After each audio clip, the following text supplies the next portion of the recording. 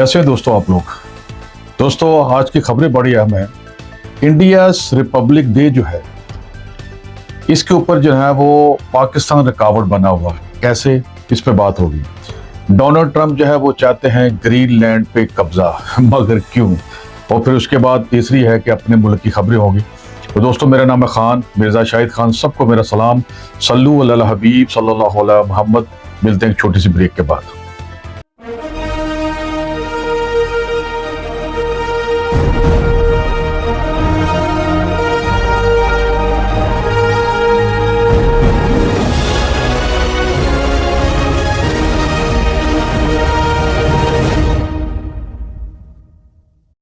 तो जी हाँ दोस्तों, इंडियाज रिपब्लिक डे के ऊपर पाकिस्तान रुकावट क्यों बना हुआ है। हर साल इंडिया जो है ना बहुत बड़ा रिपब्लिक डे मनाता है, यानी कि जमहूरी इंडिया, यानी कि डेमोक्रेसी इस तरह की। तो मतलब यह है कि इस दिन इंडिया का आइन यानी कि कॉन्स्टिट्यूशन बना था। तो हर साल इंडिया जो है वहाँ एक खास मेहमान खुसूसी बनाता है, यानी कि एक कॉल करता है मेहमान खुसूसी। तो वो किसी ना किसी दोस्त मुल्क से आता है और इस दफा जो है ना वो आ रहे हैं इंडोनेशिया के सदर प्रोबो। इंडिया में जब रिपब्लिक डे आता है तो वो नवंबर और दिसंबर में चीफ गेस्ट का ऐलान कर दिया जाता है, यानी कि दिसंबर खत्म होने से पहले नवंबर में शुरू होता है, दिसंबर खत्म होने से पहले कर दिया जाता है। उसकी वजह है कि जो दोस्त मुल्क जहां पे आते हैं वो साथ अपनी फौज भी साथ लेके आते हैं, कुछ इकट्ठे मिलके ये न्यू दिल्ली के अंदर जो है अपनी पावर शो करते हैं, जिसमें यह है कि इमानुएल मैक्रोन जो है 2024 में आया और इस तरह अब्दुल फतेह अल सीसी यानी कि मिस्र के सदर जो है वो भी 2023 में आए थे। तो इसी तरह जो है कि इंडोनेशिया का सदर जो है प्रोबो वो अब आने वाला, मगर अभी तक इन्होंने कोई कंफर्म नहीं किया इंडियन गवर्नमेंट ने। उसकी वजह यह है कि इंडिया में जब वो मेहमान खुसूसी आएंगे जो सदर है प्रोबो, तो उसके बाद फौरन उसी दिन यानी कि 26 को ये खत्म होगा तो उसी दिन वो पाकिस्तान चले जाएंगे, यानी कि दिल्ली से सीधे इस्लामाबाद। और इंडिया को ये एक आंख भी नहीं बहा रहा, इंडिया को मतलब गोदी मीडिया को, बीजेपी को। तो मिसाल के तौर पे 2006 में जॉर्ज डब्ल्यू बुश भी आए थे और इंडिया यानी कि न्यूक्लियर कुछ चीज के ऊपर वो एग्रीमेंट करने के लिए आए थे कि आप लोग जो है ना वो यानी कि ताकतवर ना हो जाए, किसी वो बड़ी चीजें ना बना ले अपने दिफा के लिए, जो कि अमेरिका यही करता है, वो खुद वो बनाता रहता है ताकि जो है दूसरे उसका मुकाबला ना कर सके। बहरहाल इंडिया आया, जॉर्ज डब्ल्यू बुश जूनियर जो है, उसके बाद फौरन वो 2006 की बात है कि वो इस्लामाबाद चले गए, वहां परवेज मुशर्रफ थे। तो इंडिया को ये भी अच्छा नहीं लगा, पता नहीं क्या बात है। तो बहरहाल ये कि जो बल्कि गोदी मीडिया को अच्छा नहीं लगा, तो गोदी मीडिया ये कह रहा है कि भाई तुम इंडिया के ताल्लुकात और पाकिस्तान के ताल्लुकात अलग अलग रखो। हाँ, हमारा इससे कोई लेना देना नहीं, हमारे पास आना है तो हमारे पास रहो और हमारी ही बात करो।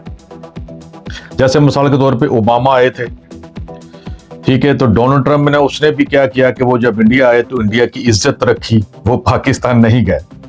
तो इस तरह की मिसालें जो है ना वो ये देते हैं कि आप ये हमसे मोहब्बत है तो हमारे साथ मोहब्बत होनी चाहिए। चले, बहरहाल खैर कोई बात नहीं। और मजीद ये है कि MBS जो है मोहम्मद बिन सलमान, ये भी जब ये पाकिस्तान आए तो उस वक्त इमरान खान जो है वो पाकिस्तान के प्राइम मिनिस्टर थे। तो ये जब इंडिया आए तो इंडिया आने के बाद ये डायरेक्ट पाकिस्तान नहीं गए थे, ये वाया पहले ये दुबई गए, दुबई जाने के बाद उन्होंने वापस पाकिस्तान गए थे। तो इमरान खान ने बड़ा इनका प्रोटोकॉल किया था, इनको बड़ा इनकी इज्जत दी थी और खूब इसका बहुत बड़ा जो भी हो सका था वो इस्तकबाल किया था। और उसके बाद आते हैं कि इस तरफ, यानी कि ये इंडिया मसाले दे रहा है कि देखो इन लोगों ने हमारी इज्जत रखी, वकार रखा। चलिए कोई बात नहीं। तो वैसे भी इंडोनेशिया के जो है ना इंडिया के साथ काफी तजारती ताल्लुकात भी हैं। 1950 के अंदर जब पंडित जवाहरलाल नेहरू वजीर आजम थे हिंदुस्तान के, तो उस वक्त सुकारनो जो थे वो इंडोनेशिया के सदर थे, उनको बुलाया गया था। इस तरह ये चलता रहता है इनका। अजीब बात है दोस्तों कि इंडोनेशिया जो मुसलमान कंट्री है, सऊदीया मुसलमान कंट्री है, मिस्र वो भी मुसलमान कंट्री है, दुनिया के जितने भी मुसलमान कंट्री है हिंदुस्तान की उनसे दोस्ती है। और अपने जो मुसलमान हैं जो अपने मुल्क के अंदर है उनके साथ इनकी का रवैया को अजीब सा है, यानी कि ये चाहते हैं कि ये जो मुसलमान है ये को अलग है और इनको अलग ही रखो, यानी कि इनके दरमियान फूट डाल के रखो। अब ये किस एजेंडे पे काम कर रहे हैं आपको समझ आ गई होगी, क्योंकि बरतानिया आने से पहले, यानी कि ब्रिटिश जो है ना उसके हिंदुस्तान आने से पहले हिंदू मुसलमान भाइयों की तरह रहते थे। उसके आने के बाद दंगे शुरू हो गए। ठीक है, आप बोलेंगे कि इतनी जंगें होती थी हिंदू मुसलमानों की। भाई आपको जिसको पता नहीं है मैं आपको बताता हूँ, दंगे और जंग में फर्क होता है। जंग ये होती है कि बॉर्डर के पास या दूर किसी मैदान के अंदर दोनों फौजें आपस में लड़ती हैं और शहर में दाखिल नहीं होती। दंगा जो होता है जो गली मोहल्ले आपके घर में आ जाए, और ये बरतानिया से पहले कहीं तारीख में आप नहीं पढ़ेंगे, बरतानिया के आने के बाद हुआ। और इसकी यानी कि वो जो शाख है, ब्रांच है, वो बीजेपी, वो जो है इस काम पे लगी हुई है कि फूट डालने के लिए। भी मुसलमान तो मुसलमान का भाई है, तुम लोग उनको जुदा करने की कोशिश क्यों कर रहे हो? कि मोहम्मद बिन सलमान यहाँ आया है, वो पाकिस्तानी गया तो ये अच्छा किया उसने। क्यों अच्छा किया भाई? उसके बाद इंडोनेशिया का जो है सदर हुआ है तो वो पाकिस्तान ना जाए। अब वो 26 से लेकर 28 तक जनवरी को इसी में वो पाकिस्तान जाना चाहता है, तो उसका वो भाई है, उसके जाना चाहता, कहते नहीं वो वाया किसी और जगह चले, यानी कि वापस पहले इंडोनेशिया जाए या बांग्लादेश चले जाए या अफगानिस्तान या तेहरान या तुर्की कहीं भी चला जाए, तो डायरेक्ट मत जाए। अजीब किस्म के आप आदमी है यार। तो ये तो बहरहाल ये है कि देखो कि प्रोबो जो है वो इंडिया को इस बेइज्जती से बचाते हैं कि नहीं बचाते। अब मैं इसको बेइज्जती तो नहीं कहूंगा, ये खामखा की एक अजीब किस्म की चीज जो इंडिया ने बनाई हुई है, खामखा तो नहीं होगी मेरे ख्याल में, ये किसी के झंडे के ऊपर काम कर रहे हैं। अब ये सबसे ज्यादा सोचना पड़ेगा मियां नवाज शरीफ साहब और उनके खानदान को, क्या भागे भागे जाते हैं दोस्ती के चक्करों में। ये देखें वो ये तक बर्दाश्त नहीं कर रहे कि हमारा जो चीफ गेस्ट है वो पाकिस्तान क्यों जाए। तो मियां साहब आप कुछ इस पे बोलें, इस पे कि ये उनकी मतलब को बेइज्जती समझ रहे हैं।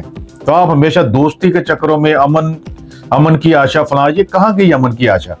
तो आप भी जरा तो इस पे जरा कोई बयान दे और देखें कि फ्यूचर में हमारे तल्लुकात किस तरह के होने चाहिए। हम तो चाहते हैं कि अच्छे हमसायों की तरह रहें, और वैसे भी हिंदुस्तान को सोने की चिड़िया बनाने वाले मुसलमान ही थे।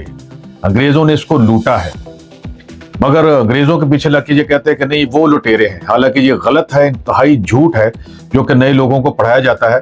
अब तो ये हालत है कि वहां पे उर्दू को इसलिए नहीं बोला जाता क्योंकि ये मुसलमानों की जुबान है। अरे अक्ल के अंधो, जुबान का कोई मजहब नहीं होता। तुम लोग सब अंग्रेजी पढ़ते हो, क्या तुम सब लोग क्रिश्चियन बन गए हो? ऐसा कुछ नहीं है। जुबान होती है और ये मोहब्बत वाली होती है। तुम्हारी फिल्में बॉलीवुड की उर्दू को बगैर तो चल ही नहीं सकती, ना तुम शायरी कर सकते हो ना कुछ कर सकते।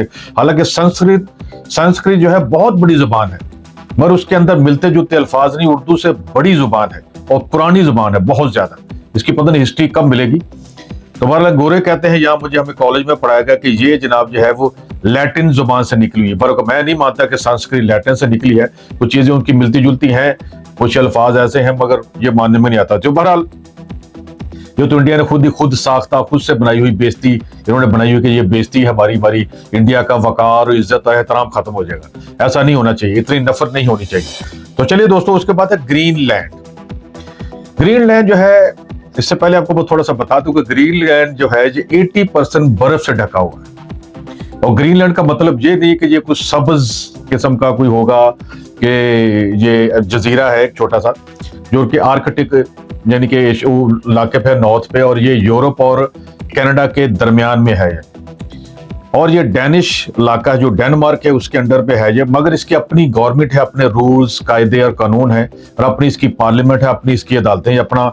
मगर ट्रंप साहब चाहते हैं कि इसको मैं अपना ये कॉलोनी बना लूं या इसको अपने अंडर ले लूं, इसको अमेरिका का हिस्सा बनाऊं। और उसकी सबसे बड़ी वजह यह कि जंगी हिकमत अमली है और इसकी एक लोकेशन है। मगर ये पहले सदर नहीं है अमेरिका के जिसने इसकी डिमांड की है।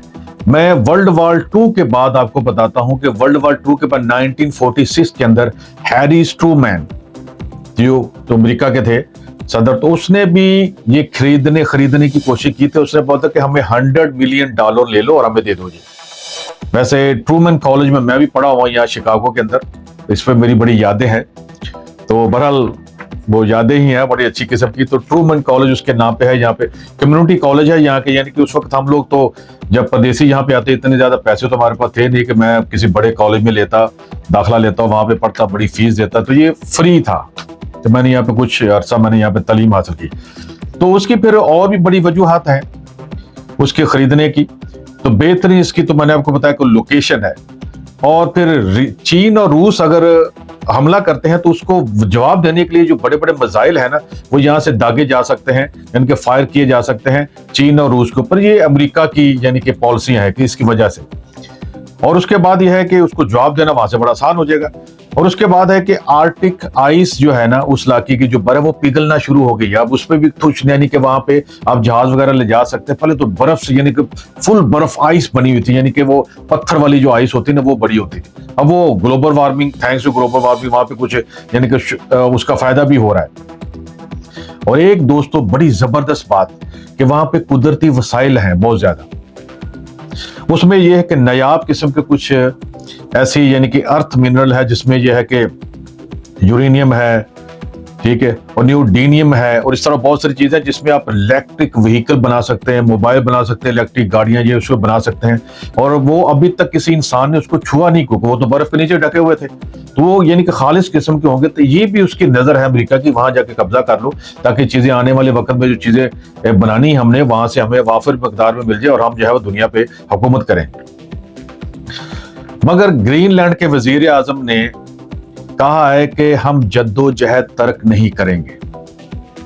जी हाँ, और ग्रीनलैंड कोई बकाऊ जमीन नहीं है, ये उसने बोला, जिनके इनकार कर दिया है। और मजीद यह कि ट्रंप जो है कनाडा को भी अपनी 51st स्टेट बनाना चाहते हैं। ये भी काम है ट्रंप साहब के। तो बहरहाल ये है कि दोस्तों बात यह है कि अब डेनिस जो था ना, डेनमार्क है, डेनमार्क जो है वो काफी परेशान है। इसकी वजीर आजम जो है वो बड़ी परेशान है, बड़ी अच्छी शक्ल सूरत की, बड़ी प्यारी है वो, मगर परेशान बहुत है कि अब क्या किया जाए। उसने कभी फौज नहीं बनाई, कोई मिलिट्री नहीं बनाई, क्योंकि अमेरिका कहता था कि मैं तुम्हें बचाऊंगा, तुम नेटो की एली बन जाओ। तो एलाई बनने के बाद उसने बोला कि हमें तो किसी फौज की जरूरत नहीं, अमेरिका हमें बचाएगा, हमारी हिफाजत करेगा। अब देखो, मगर डेनिश लोग जो हैं, अब मसला यह है कि वो हिस्ट्री रिपीट होती ना, आप लोगों ने भी तो दुनिया पे इतने कब्जे किए, बाकी यूरोप के कंट्री ने लोगों दुनिया को कॉलोनी बनाया दूसरे के आजाद मुल्कों को जाके। अब तुम लोगों को एहसास हुआ, अब रो रहे हैं आप डेनिश लोग जो हैं, गवर्नमेंट के लोग, उनके लोग भी अपने के अमेरिका हमारे साथ ये क्या कर रहे हैं। अब तुम लोगों को पता चला कि जब तो तुम लोग घर से निकले थे, यानी यूरोप से निकले थे दुनिया को कब्जा करने के लिए, फतह करने के लिए, लूट मार करने के लिए, कब्जे के लिए, उन लोगों के दिलों पे क्या बीती होगी उस वक्त जब देखे कि बरतानिया को हम कैसे भूले। दुनिया की सोने की चिड़िया हम थे, दुनिया का सबसे अमीर तरीन मुल्क इंडिया, हिंदुस्तान, दुनिया का बेहतरीन जीडीपी था, दुनिया का बेहतरीन मुल्क, अमेरिका से भी ज्यादा अमीर हम थे। मगर जब उसको लूटा गया बेदर्दी के साथ, तो अब आपको पता चला कि ये कैसा महसूस होता है। तो बहरहाल देखो कि आप बचा सकते हैं कि नहीं बचा सकते, ये तो आपको मैं सिर्फ एहसास दिलाने लगा हूं कि जब आप दूसरों के साथ ऐसा करेंगे तो अब देखिए कि आपने कभी रेड इंडियन का साथ नहीं दिया, उनकी जगह पे कब्जा कर लिया गया। अब देखो आपके मुल्क पे कब्जा हो रहा है, जो आप हर कोशिश तो आप करेंगे कि ना हो, पर देखें क्या होता है। आप अमेरिका से लड़ पाते कि नहीं पढ़ पाते, क्योंकि आपके पास फौज भी कोई नहीं है। तो देखो क्या होता है। तो डोनाल्ड ट्रंप साहब जो है ना, वो हर चीज लेना चाह रहे हैं, और भी चीजें हैं। तो वह मेरे ख्याल में अब चांद की बारी है कि डोनाल्ड ट्रंप साहब चांद को भी मेरे ख्याल में अपने कब्जे में ले लेंगे। तो अभी कुछ चीजें दोस्तों, ये मजीद खबरें आई हैं कि ग्रीनलैंड का बिल जो है ना, रिपब्लिकन ने यानी कि डोनाल्ड ट्रंप की पार्टी ने वो पेश कर दिया है। तो इसकी अभी खबर आई है, तो इसकी डिटेल जो है वो मेरे पास अभी नहीं है। मैं अगले वीडियो में आपको इसकी इत्तला करता हूँ कि ये तो काम सीरियस हो गया भाई। तो अब आते हैं दोस्तों अपने मुल्क की खबरें। उसमें यह है कि ये चौधरी इश्तियाक अहमद खान है, ये पाकिस्तान की खबर है, कहते हैं कि तीसरी मर्तबा मसलसल फैसला मौखर होना इस बात का सबूत है कि हमारा लीडर इमरान खान डट गया है, ना डील करेगा ना ढील मांगेगा। चौधरी इश्तियाक अहमद खान, तो अब मेरे ख्याल में ये राजपूत हैं कि चौधरी जो हैं और खान भी हैं। तो बहरहाल यह है कि अब आगे मजीद आपको खबरें बताता हूं कि अनीक नाजी साहब ने खबर दी। उसने बोला कि वो सजा सुनाने वालों का मजाक उड़ाता है। कौन उड़ाता है मैं आपको बताता हूं। धमकियों पर हंसता है, ताकत वालों को सजदा करने से इनकार करता है, जेल में बैठा हुकूमत को उर्दली पुकारता है, इंतजामिया उसके सामने बिल्ली है, जिंदगी और मौत से आगे निकलकर उसने तमाम सियासतदानों को बोना बना डाला, सिर्फ वो बोल रहा है बाकी हक्का बक्का है। अनीक नाजी, जबरदस्त बात की आपने। और एक बड़ी दिलचस्प बात आपको बताऊं दोस्तों मैं, ठीक है, कि स्पोर्ट्स क्लब इस्लामाबाद में 3000 से ज्यादा तुलबा वहां पे मौजूद थे। ये आजकल की बात है। तो इमरान खान की एक सिपाही है जिसका नाम है जरताज गुल, उसने शिरकत की। तो तुलबा ने 3000 स्टूडेंट्स की बात कर रहा हूं मैं, 3000 बहुत बड़ी तादाद होती है। और जरताज गुल वहां उसने गई, उसने शिरकत की। तो उसको देखते ही स्टूडेंट ने पता क्या कहा, इमरान खान जिंदाबाद, पीटीआई जिंदाबाद, और नारे बुलंद करने शुरू कर दिए। तो बहरहाल ये है कि तो उसके बाद अभी एक और अजीब सी मजे की खबर यह है कि अभी जरताज गुल ने इतना ही कहा था कि मेरे लीडर ने मुझे एक बात सिखाई है। अभी ये बोला ही था तो इतने में एक स्टूडेंट ने उसका जुमला पूरा कर दिया और कहा, सबसे पहले आपने घबराना नहीं है। ये वहां की तालबा यानी कि फीमेल स्टूडेंट ने इस जवाब को पूरा किया। और फिर तालबा का जितने भी लड़कियां थी उसका जुनून चेक करें आप। तो बड़ा ये कि वो लोग कह रहे हैं, जो मेरे साथ जो पोस्ट आई है यहाँ पे मेरे पास मोबाइल के अंदर, उन्होंने कहा कि अब मरियम नवाज तो इस पे सिर्फ यहाँ रशक कर सकती है, ऐसा वो हो नहीं सकता उनके साथ। तो देखो अब दोस्तों क्या होता है। तो दोस्तों फिर अगले वीडियो में बात करते हैं ग्रीनलैंड के बारे में, कुछ के मुझे अभी कभी खबर आई है तो उसकी डिटेल में जैसे पढ़ूंगा आपको अगली वीडियो में बताऊंगा। तो दोस्तों इजाजत दीजिए किसी दूसरे वीडियो के लिए। तो दोस्तों मेरे इस चैनल आपको ये खबरें आपको अच्छी लगी तो मेरे चैनल को सब्सक्राइब करें, लाइक करें, कमेंट्स करें और इसको आगे शेयर भी करें। तो दोस्तों मिलते हैं फिर एक ब्रेक के बाद।